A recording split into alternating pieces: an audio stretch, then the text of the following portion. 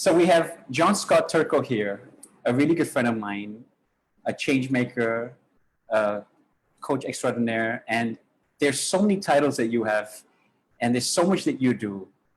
I'm so honored to have you here today, and I'm so excited because we're talking about a topic that's dear to both of us. We've had so many of these conversations, right?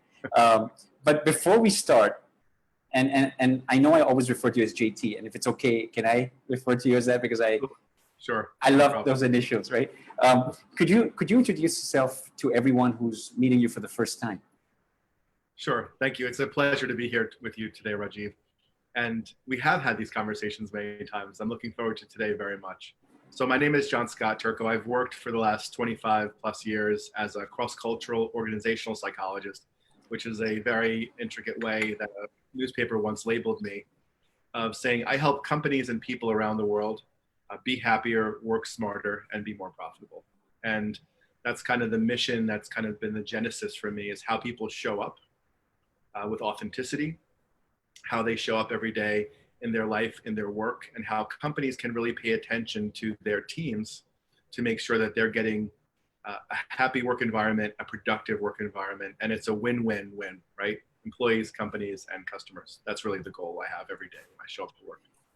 So I love that because we do so much that is similar. We've been on stage, we've spoken together, we have so many passions in common, and yet we believe in holding the space, right?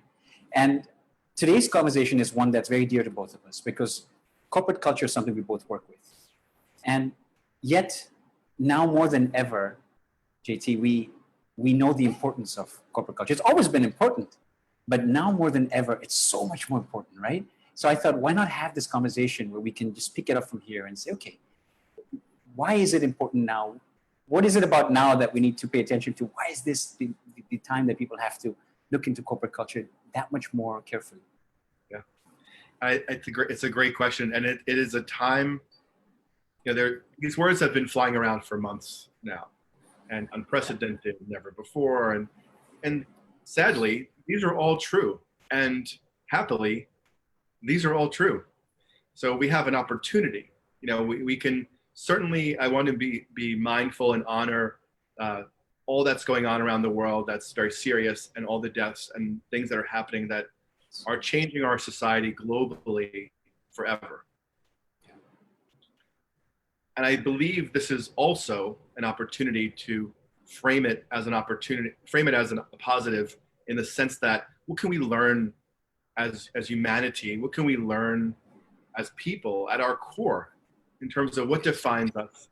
What is in our sphere of focus and effort every day? And I believe one of these opportunities today to be really consciously and mindfully looking at how we as a culture, and I'll speak as a universality, how do we as a culture show up? And oftentimes, we as a culture show up at work. So it ties very closely to a mindful organization, things you and I have spoken about before.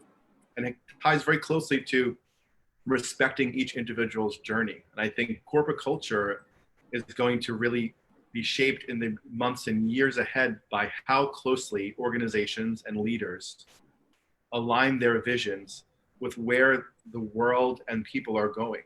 So that's going to be a critical determinant. That convergence is going to be required. I love what you're saying. I mean, what I heard you say is where the people and organizations are going, but meet them where they are, right? And that's the beauty of great leadership, is modeling that, being able to say, listen, I know where you are right now, and I know where we want to go, right? And corporate culture has that. I mean, it's something that everyone throws around, right? So we've heard it so much where someone goes, yeah, well, we have values in our organization, and yeah, well, these are our 5 words, right? But it's very different having these. Well, look, I want to stop for a second and just say that I really admire, all the effort that organizations have taken to even have that, right? Because that's important. The fact that they acknowledge, listen, we all have to come together. They understand that. That's great. That's a place to start, right? So the good news is, on a positive front, and that's always the way I look at life, is we have to acknowledge the steps that people have taken that have moved people forward. But the question is, it's a continuous improvement. It's a journey, right? So, absolutely. So when we look at space of having these core values and having a defined culture. I think the differentiation is about understanding that no longer is it enough just to have say, I defined it. It's now about living. And what I heard you say rightfully is, where are we going? We're living. We have to live it. We have to show up, right? And this is, you said it brilliantly. This is the difference between, defining corporate culture and actually genuinely living it in the organization. Yeah, talk is cheap. We've said talk is cheap. You can see the words on the board of the 5 words that you mentioned. And the reality is that organizations have a choice and individuals have a choice. And for organizations to be successful, those choices have to be aligned and move forward in unison. And it doesn't have to be in exact lockstep, but it has to be guided towards the right direction together. Or what's going to happen, and what I fear is going to happen, I have several clients I've been speaking to within the past few months who just can't wait for things to go back to normal. And my words to them said, it's over. That is never going to be the way things are again. And I don't think it's a bad thing necessarily. So I think the opportunity we have is to look at, I'll give you a simple example. One organization has a group that several people are trying to balance their life and their work and trying to work from home 1 or 2 days every week or 2. And some leaders are absolutely opposed to it for reasons that honestly escape me, other than just the conformity to their pre-designed paradigms of what work is. So now, and they've told me for years, it could never work. It will never happen. It's impossible to work. Guess what? It's been happening for 4 months. People have been figuring it out and working effectively and working remotely. And it's not without its hiccups. But how do you go back and say, okay, now we're turning the lights on, everyone get back to the office now? And how do you say no to those people who have demonstrated high levels of competence on a day-by-day basis and gotten things done? What it's also doing, and this is an opportunity for people to work in a way that's meaningful to them and aligned, but it's also highlighting in organizations essentialism, where I have to get things done in an office environment. Maybe there's people in the middle, and if I just need a result and I have a call in 2 minutes, I'm calling Rajiv directly. And what it's highlighted across the world are layers or people that are redundant or unnecessary. So it's creating a lot of challenges for organizations to repurpose talent, for people to really examine their day-to-day value and what they love to do and how they show up every day. And so this all feeds into that, giant vat of, what a corporate culture looks like every day. And how is this soup? What are the ingredients? What's being taken out? What's being added? How is it going forward? And it's a tremendous challenge, but it makes me smile, because I do think that there's great opportunity for people to find alignment in their work and their life, organizations to find productivity and happy work environments that approach the world and their business mindfully, and for customers and people to experience organizations in new ways. So I think I'm optimistic for the future. You and I share this optimism in what we do every day. So that's not surprising. It's funny, JT. I love so many things you've touched on, and I know we always get in these conversations, and I know we can keep on going in these directions, and I love them. But let's highlight one thing here, which I think needs to be given a little attention. You mentioned the fact that a lot of people efficiently were able to, work through these periods where, let's call it the new normal, right? If that's what everyone's been calling it. So say we address it as, we are able to work efficiently, and we're able to, to adapt, which is a great ability that humans have, right? And you're right. What we thought maybe wasn't possible now is being proven otherwise. So people can show up efficiently and be effective on the positive front. On alternatively, I think a lot of organizations also are learning that we can become more efficient. That means that maybe there is a little more streamlining, and that's also a lesson. I know it has its pros and its cons, but so there's a lot of opportunities that have popped up from this, this situation.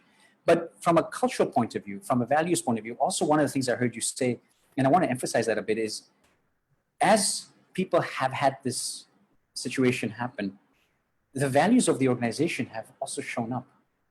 And I find that really interesting is because people are working maybe a little more independently than ever before, and the stakeholders now are getting to experience the brands, Right. however they're showing up. They actually show up for the first time, maybe not as planned. And that's what I mean by that is you actually get to see the values in action, the values being lived. This is what the brand is, right? So let's talk about that, because I want to bring this back to now, right? So as organizations have this culture that they, well, say they've been living, or they want to, so okay, now how do we address the new normal, people coming back now to the office or having a hybrid way of working, and how do we look at our corporate culture, our value system now? What has to change, or what do we have to start looking into a little more, deeply? It's a great question. I think that it all comes back to I can take everything I've ever learned about leadership and distill it down to what I think the most critical attribute of a leader is in 3 words. And those words are, I don't know. I think the ability for leaders to own the fact that they don't have every answer to every question, because let's be clear, no one has any answer to this reality. No one could have predicted this reality. No one could have predicted it. Even a month into it, no one knew how this is going to go. And frankly, as we sit and speak mid-July, we still don't know. We don't know what we're going to be doing in 3, 4, 5 months. We're not certain. So I think that saying, I don't know, but I'm going to find out. I don't know. I'm going to delegate the right teams to learn answers to questions. That's a critical behavior characteristic of leaders that has to happen going forward. I think also, as remedial as it sounds, practicing listening. And I think that in all respects, not just actually speaking directly to someone, but really paying attention to things that are happening around the world. And the definition that we use in our seminars about listening is not knowing what you're going to say until the person, or I'll say the information, finishes flowing to you and you can process it. Most people communicate, leaders and otherwise, by delaying what they're going to say until someone else finishes speaking, ideally, and not actually hearing and synthesizing it. So organizations and leaders have to, in order to be successful going forward, really incorporate and own the fact that they don't have all the answers. So their people and who they hire and who they partner with are critical. They're essential to the future of the organization. So how do you assess your teams? How do you assess the relationship with customers? How do you find out what's most important? You listen to your customers. You ask them questions. You understand that you don't have all the answers. You want to make sure that you're meeting them where they are, both the customers, the employees. And as you said, the corporate culture piece is such a critical component of this. It's a moving and amorphous reality. And it's not something that you can get a manual today and have the answers for the next month, quarter, year. That manual is rewritten every day. So you have to be vigilant about consuming information that's balanced and that's factual. You have to be vigilant about asking questions. You have to be vigilant about really, truly, as we just said, listening to the answers, listening to your customers. And I think that's going to create a future that we can all thrive in and be happy and be successful in. And I mean that in as universal a reality as possible. I think approaching a mindful organization, approaching the consciousness of people and organizations and customers, everyone's changed. People are asking questions about sustainability. They're asking questions about how things are made, where they're made, who made them, what the situation is. So there's always going to be people who, we deal with this all the time. They want the Rolls Royce at the the Toyota price, and that's the common reality. Most human nature falls into this. Right. But I think that it gives us pause to say, okay, are we paying attention to how things are done? Are we paying attention to the ways in which people work? Are we paying attention to how we feel, how a company, organization, or product? I've seen many different definitions of culture, and I'm curious as to how you perceive it too. And if anyone has any questions, feel free to jump in with this. This is a living, breathing dialogue.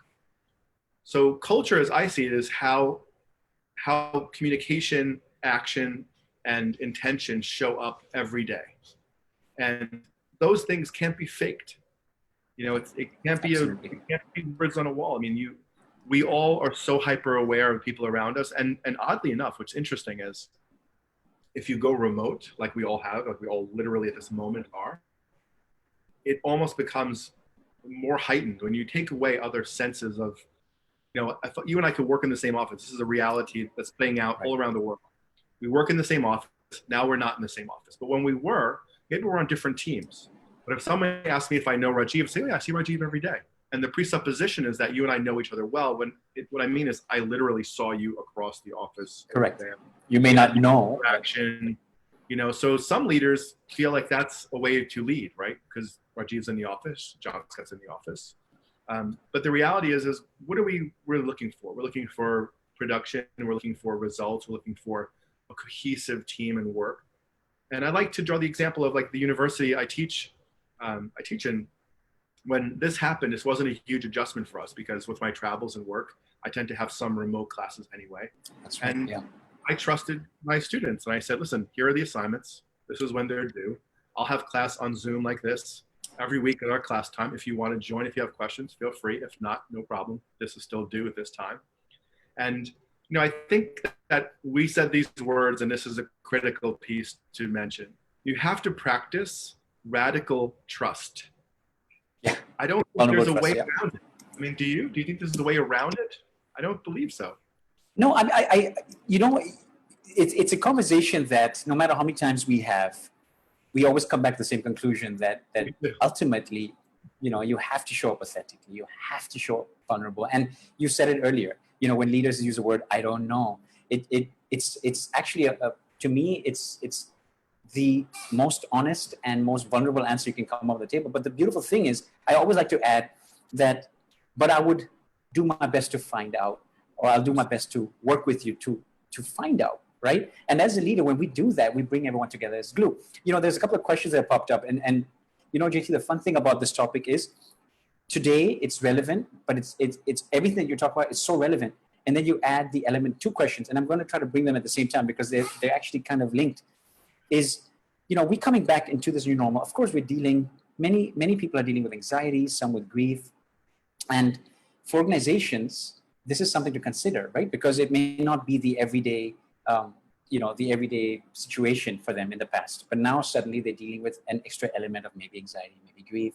And then they may need to boost their organization's morale as well, right? So one of the questions around this is, what could organizations do at this point in time? And I loved you answered kind of it. You spoke about showing up vulnerable, being more, opening up the arena to trust so that you can actually build deeper relationships. So that's always something which is powerful.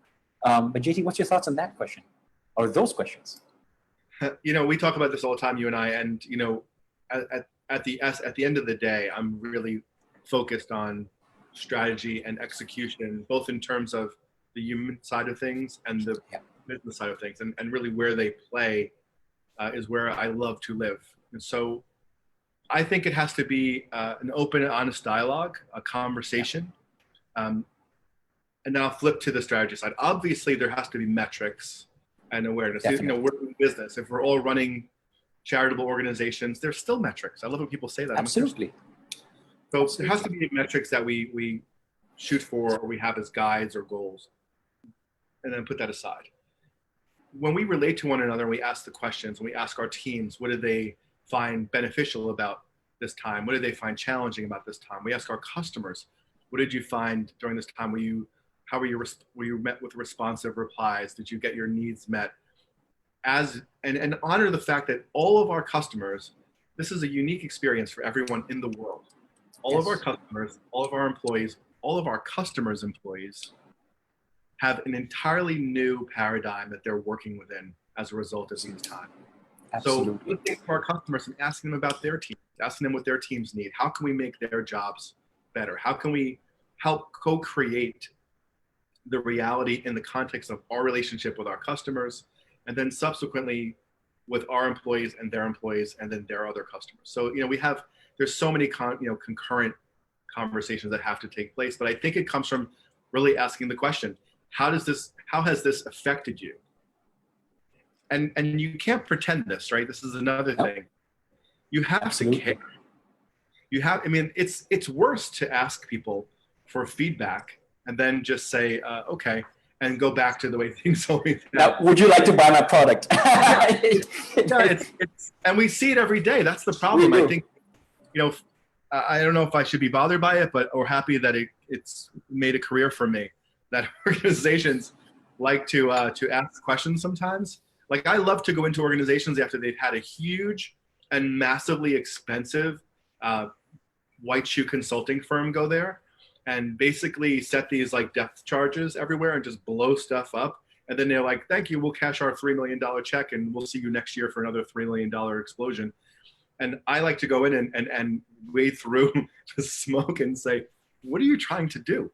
Like, what was the intention of that exercise? And how are you living it?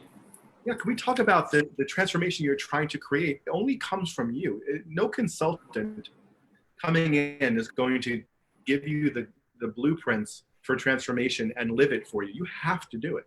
So I think that's a critical piece to pay attention to remember. Organizations are going to have to live it. And I use these 7 guide points, and I've talked to you about them many times. And sometimes they don't seem relevant to organizations. And I really beg to differ that I think that they're essential for organizations. And I'll mention them for the group now. So I think organizations and leaders, and frankly, individuals, if we pay attention to these 7 points and their positivity, authenticity, courage, action, joy, gratitude, and resilience. I believe that those are it's been the distillation of all of my work into those 7 points. So I always work with clients, whether it be individual coaching or large scale events for thousands of people, which is on hold for the foreseeable future these days. Or on Zoom. Or on Zoom. Imagine a screen with 1,000 people. So it's very interesting because I think if we pay attention to positivity, authenticity, courage, action, joy, gratitude, and resilience, we really create an environment that pays attention to each person, addresses how they show up, addresses how we as an organization show up truly and authentically. And really, what does it mean for people to work there? Like, I know for me, when I have people I hire and work in my team, I want them to be excited about what they're doing. It translates, it's a direct translation to how we bring results for clients. I love that, JT. I'm sorry to cut you. You've given me so much gold, and I know that we have questions popping up on screen as well. But I want to add 2 things to what you just said. I love your list of 7. I as you know, I resonate with that as well. I would add compassion and empathy as well, and especially at this point in time. And I was going to say that, right? And then obviously it's all encapsulated with the, if you look at your 7 points, you add those 2, and then my center one is love, and that's what I call the conscious organization, right? But when you talk about these 7 points, the 9 with what I mentioned, and then the love in the center of that, and I'm always going to put that in the JT, right? Is the question that now I'm bringing that to a question. Absolutely, that helps, and it allows organizations and people to kind of start to pivot and address this situation currently as well as on an everyday, what they should have been doing would actually have already got them more productive, increase their performance, increase their engagement. We're looking at engagement at an all-time low. Now add this factor, and it's going to be tough. Now add the factor of, and here comes the question: people working from home, right? Organizations want to bring the culture, and they want to maintain this culture to have them come together and be productive while they're working from home. We've addressed this already. You've kind of touched it earlier, but let's quickly address this once again, because I think it's a really relevant point today. We are working from home. Like I said, a lot of us we have our natural behaviors. We have our natural values. They're going to show up, right? And that's part of the organization's culture also, right? Right. But how can we as leaders today create that productivity using this culture of ours? What can we do? I mean, we've mentioned so much, the 7 points that you mentioned, that really is the answer, but let's zoom in a bit more. What would be some tips that we could throw out there? Because it'd be nice to see how we can functionally do this. Yeah, I think it's a great question. I think that the opportunity we have, and the opportunity leaders and organizations have, is to find new paths to the results that they want. And what I mean by that is, I've dealt with leaders over the years, I'm sure you have too, where the criticism they have about their team or about an individual is that they're doing things differently than they, the leader, would do it. And so when I've said to people, one of my clients, I said, well, you're not necessarily bothered by how they're going about it or the results they're going to get. You just don't like that's not how you would do. And they looked at me and said, yeah. I said, why is that relevant? And I like that. Oh, I guess so. I think that understanding that there's different routes to the result is an important piece to learn and to own as a leader. I think also understanding that people appreciate being able to exercise independent thought along the path to the results that you all agree on. So perhaps they have a new strategy. Perhaps this is where innovation comes from. This is where growth comes from.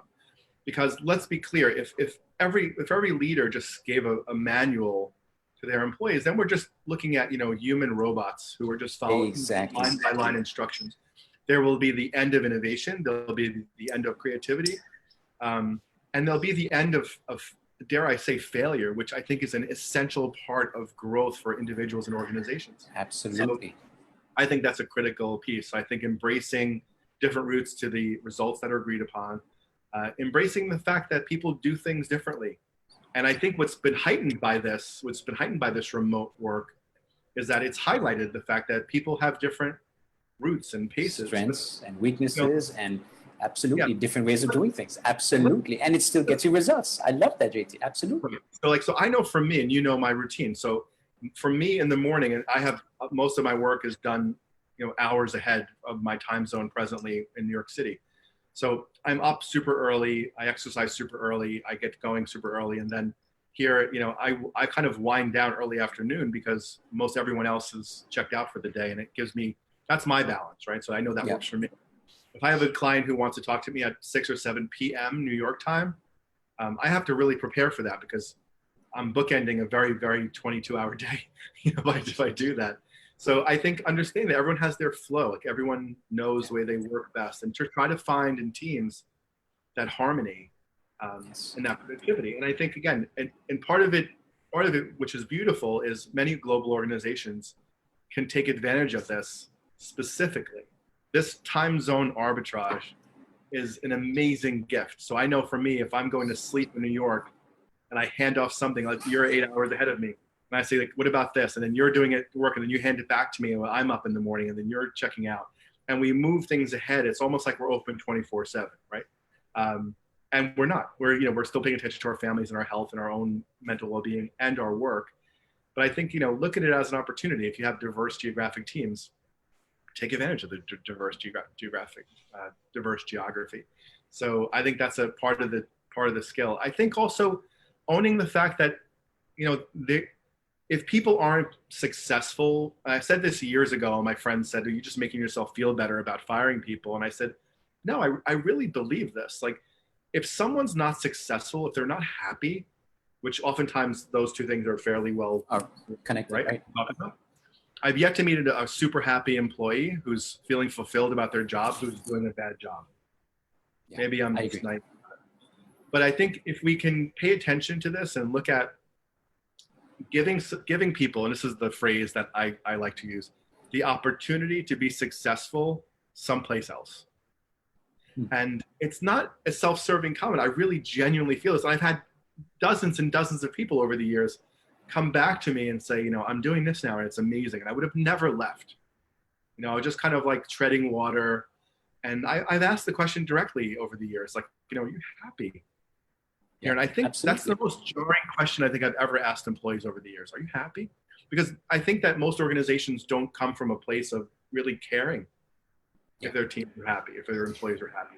Well, look, I love that. And at the same time, I'd add, again, the stance I always take is I always like to just step back, acknowledge those that do, right? I do believe that there are organizations out there with the right, they do care, right? Sometimes it's just that, and I always talk about how people are so busy doing, they don't have time to be, right? And organizations kind of fall in that trap too sometimes, right? So but for a second, just quickly, JT, I want us to acknowledge that we're also on Facebook Live right now. So so a quick hi to everyone on FB. And we also, if you have questions, send them our way. I'm seeing questions pop up. So I apologize, JT, sometimes I'm stopping us and I'm trying to answer these questions for us. And so but also at the same time, I want to keep this flow because you touch on so many amazing things. So let's answer one question and then come back to this because there is something you said which I think is gold. Or should I speak that first? Okay, I'm going to say that first because I think before I lose that point, you mentioned about how important it is for people to be happy, and even when they go away, for you to encourage that space, right? I also like to add that from a leadership point of view. How can our organization help you achieve your purpose? When your culture aims and asks that question of every single person, how do we support your purpose? You see the power behind a question like that allows the person to show up and say, wow, I'm doing this because this is taking me where I want to make a difference, and this is what is my resource at this point in time. And when it doesn't meet, it disjoints and they move on, you still bless that space because it was there while it was there. And if organizations started putting that effort, you'd start, you automatically increase engagement, you increase productivity, so metrics always go up. That's the beautiful thing. Studies always say that, right? Now, because this is an amazing question on screen, this one you're going to really appreciate because I know you like these kind of questions. So here we go. So the lockdown has given rise to many startups. Okay, what do you think they have to keep in mind? So what are some tips that they have to keep in mind once everything opens? They start to expand slowly, and the timings, from 2 to 5, 5 to 10. Because startups, this is an opportunity for many startups now that they're getting involved. They're doing some amazing things. But what are some tips they can apply now, in order for them to move forward in this new normal? That's a great question. I think it's obviously so contextual to each individual, business, industry, geography. I think as guiding principles, ask more questions than you try to answer straight away. I think listening to, and it's a great opportunity, right? No question is going to be stupid or silly because every organization, every potential client for a startup is in an entirely new place than they were a few months ago.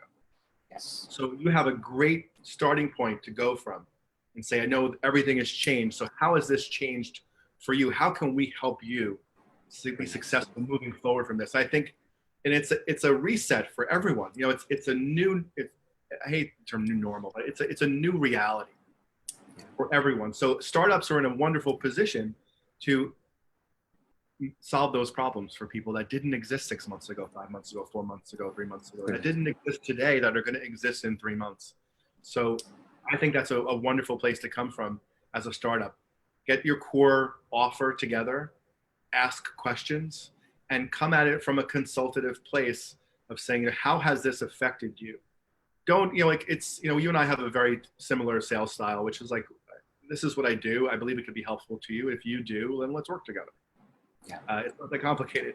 And I think no matter what your industry is, if you take a consultative approach to your startup, I think that's a smart way to go about things. I concur, and I would say the same thing. I think this is the time. There's a ton of things we can say. I think at its core, that's a posture I would take. I'll extend this to what you said with the next question also there, and I'll answer this one. I think the answer to what you just said is also relative to the next question, because what you in essence said is by asking questions and checking in, being empathetic and compassionate, even as a startup, right? Showing people you care, showing stakeholders, I have a solution. I'm here to obviously impact and make a difference. And the next question refers to organizations, as we spoke earlier, have started, letting people go because maybe the efficiencies, maybe, the structure of the business. There's many reasons why. And that can impact the culture, right? It can impact the morale. And, yeah, sure. And again, I think you answered it the same way. And of course, you can expand on that. I was going to say that to answer that, for me, it's going back to the point of trust, being upfront, creating that space where you can have these deeper conversations, come up authentically to the table, talk about, the situation that's going on. That's the empathy and compassion we must offer. And also, how can we be of service at this point in time? Yes, maybe we have to change the dynamics of the business. And this is some of the reasons why we may have to, but how can we still, be a support system for you? That's always a great place to start from. JT, you want to add anything to that? When you let people go? It's a great observation. I think also I would I would add another layer to the term trust. So I believe that most employees and most organizations see trust as, what is the organization going to do to make sure I'm okay? You know, how are they going to make sure my job's okay? How are they make sure organizations have this relationship with their teams, like how they have to trust that the teams are going to work in a way that is going to be beneficial to the organization. And so that's the relationship, right? That's the symbiotic relationship that we I think presuppose. Right. I'd like to add another definition, because I would define trust as always being real with your teams. So, you know what, I don't necessarily think it's my job as a leader, or your job as a team member, or an organization's job to tell you what I think you want to hear ever.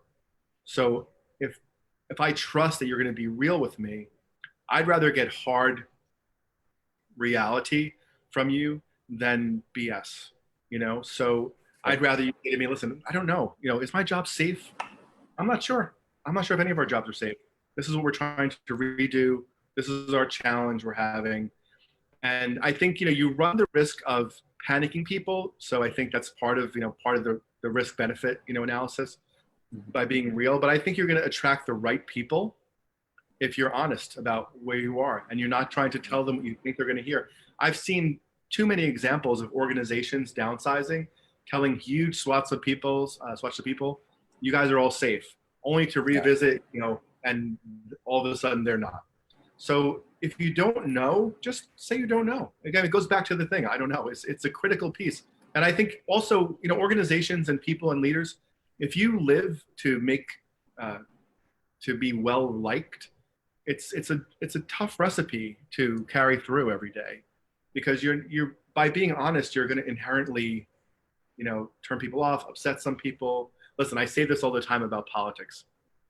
If we wanted truly honest politicians, we would elect honest politicians who told us, listen, I'm going to have to raise taxes. You're going to have to do more, blah, blah, blah.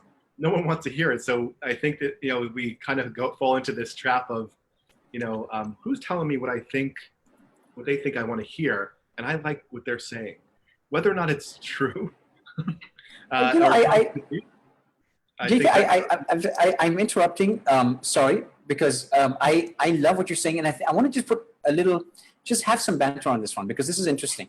I think to add that what you said is, you know, you have to be a realist in a sense, and you know, there are some hard facts, and I agree. But at the same time, I also agree that you can still be compassionate and empathetic while you share that information, right? So it's a nice hybrid blend between the two as a leader, right? To still care. There's nothing wrong with caring, right? It's what I often see in organizations, and I see this all the time, is where they'll take opposition, either one. Right. Yeah. And I think that's something we might want to look out for, especially in times like this, right? Because it's not like a lot of organizations planned to let people go. This really just came out of nowhere. So there was not a lot of strategies that we could have had in place. So I guess the harsh reality is, how do we really, you know, apply to it now, where we don't really, you know, because ultimately when you do let someone go, or organization has to change the dynamics and downsize or whatever it is, you know, there is going to be an impact on other people around going, oh, wait a second, am I safe, right? And like you said, being honest and coming up front. But yeah, it's absolutely correct, you know. I know we are on time. I think we're going to now, we have about 10 minutes to go before we actually say bye to our Facebook Live. But I wanted to add, I know there's some people here on Zoom as well with us that wanted to come on. So I want to also invite them to join us in a minute. And there's another question popping up. So every time I want to ask something, there's another question popping up. So should we take the quick question here for you? In these organizations, okay, so organizations have to adapt to survive at this time. So how do you demonstrate the importance of acting from a space of compassion? That's a good one. How do you demonstrate from the space, you know, act from the space of compassion, empathy, especially in these times? So I guess it comes back to what you were saying earlier, is how do you show up authentically so you can demonstrate? Yeah, I think it's a great question. And I think it's a matter of getting as much information as you can and sharing it in as clear and honest a way as possible. And also, you know, compassion, again, takes many different approaches. I think, Correct. I remember I had an employee who was juggling with such stress because she had twins, and she was a great employee. And she said, I have to figure out my life. And I sat down with her and went through her expenses and we just had a really heart to heart talk. And I said, can you change your life by, whatever amount every month to be home with your kids? Because she really wanted to do that. Yeah. And, and she's sending me pictures of the kids now, and the kids are 20. So Oh, wow. it was a while ago. But, I think, it was a loss to me personally, and it was a loss to the organization, but it was the right thing to do because she was just in such a flux. So I think it takes on many forms, I think having an acceptable, level of an appetite for risk. I think by being honest, you do assume some kind of a risk. By being empathetic and communicating it, you assume a level of vulnerability that I think is essential for an effective leader. I think the days of like a leader as the ultimate say all and be all without incorporating feedback, the old 40s and 50s, model, 1940s, 1950s model, the Mad Men models, like these things don't work today. People have options. I think that's another key. Like employees have options. Absolutely. This pandemic, this remote workforce, and I've been on Zoom for far longer than the pandemic, but this reality has opened up tons of new work.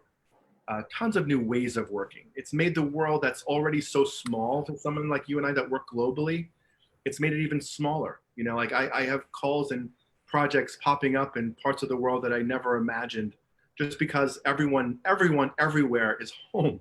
So, to say, can you do this at 4 o'clock? And I'm like, sure, 4 o'clock. What time zone are you in? Okay. So I set my alarm and I'm up at, 2 a.m., if it's a call in Australia for me in New York, whatever it is. So I think that, this is a time for honesty. It's a time for understanding that, trust.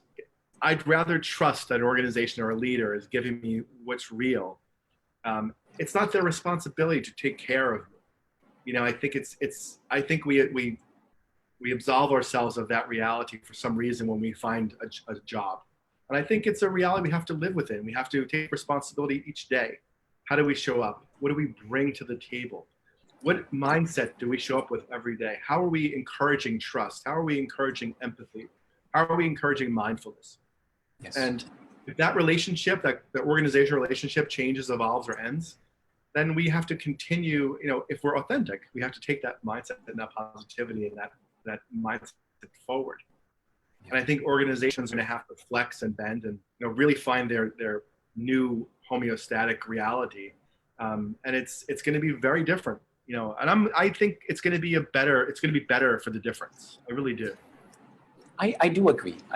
And I think you took me right into the next point, which I wanted to bring up. So great. It's that, so organizations, many have cultures already in place, or they've got tools, but if an organization doesn't have, has not measured the culture lately, or they want to start implementing a more strategic system, there's a lot of tools. Of course, it's flooded with different tools. I mean, I would like to share just a quick tip or two, and then JT, if you could also share one tip or two, and then we can get Rick. I think Rick is here waiting for us to get him on as well. But I was going to say that I would suggest, because I want you guys to be able to take something away, right, as an organization as well. So there are so many amazing tools out there, but the most important thing I feel at this point in time is to differentiate the fact that if you can start by measuring where you are, so there is actually measure. There's tools out there to measure your engagement. Let's start there, right? You have a value system in place, you have your culture in place, but how are you doing? Let's measure it to see. So it always surprises me when I say, oh yeah, we're working on culture, we have all these values, but do you know how it's working, right? So measure it. So get a tool that actually measures it. Let's start one place that I would recommend we start. And then the biggest one, and I know this is the elephant in the room, and I have to say it, and I know, JT, you and I really believe in this, is that it's not sufficient just to say, okay, I've done it, tick mark. You cannot do that. You have to live it. And like you rightfully said, I was about to get off the screen and hug you, is you can't, it's not about, okay, I implemented it, I'm going, and then here you go out there and you say, okay, I have a culture. You have to really check and live and actually integrate it into your system and see how it's working and not working and mold. It's not 5 words. It's how you show up. And there's applying what, there's so many different meanings to every word, how we show up for that word, how it applies to you and me, so it's in motion, in action, a sentence, or somewhere you can live and you can actually express it and color it more. Okay, so I won't say much more about that. I throw it back to you, JT, real quick, because then we're running a little out of time. So I throw it back to you. How can we apply it today?